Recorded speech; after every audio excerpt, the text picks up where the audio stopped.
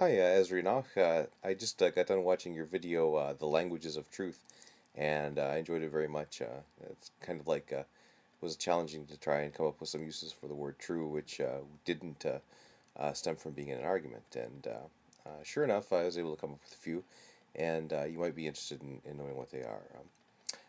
First of all, the if you I'm sure you already have this book, but if you don't, it's highly recommended.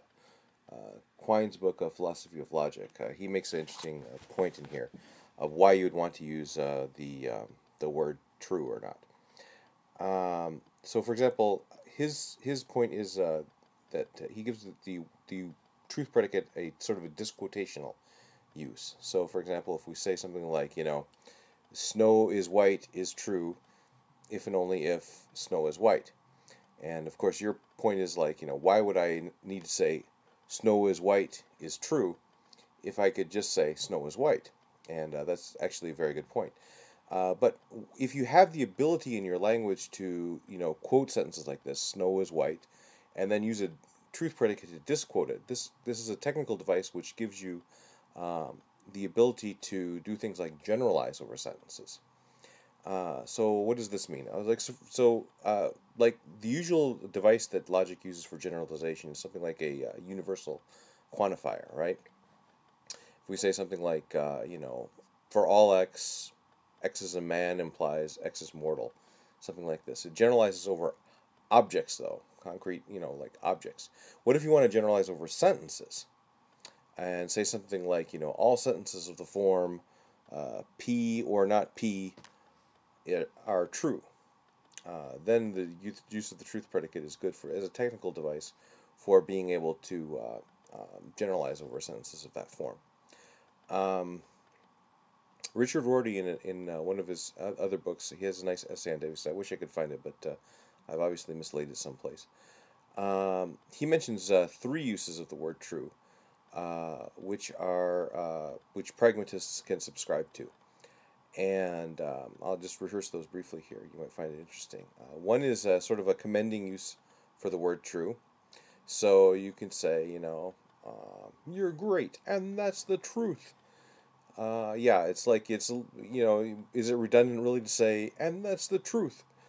It's kind of like an exclamation point at the end of the sentence, right? And it's like not really redundant or otiose to, I never like to be redundant or repeat myself, but it's not really redundant or otiose to put an exclamation mark at the end of a sentence.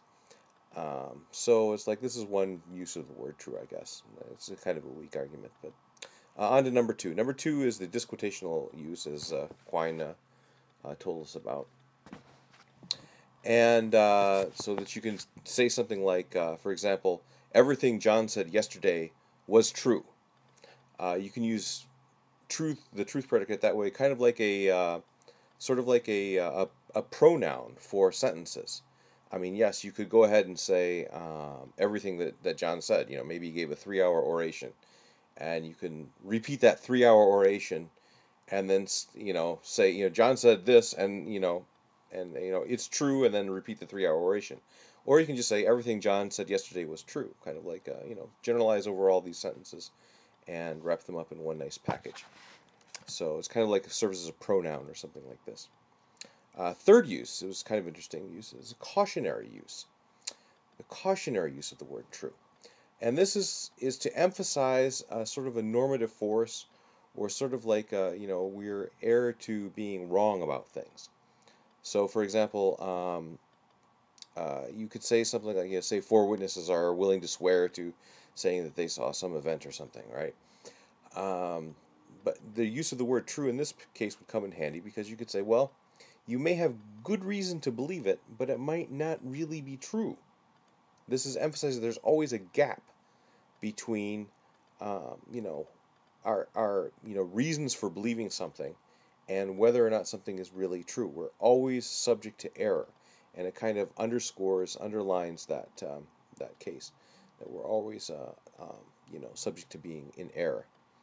Um, but that being said, there's a school of philosophy which is kind of like taken off and run with the basic idea that you had there. They're called deflationists.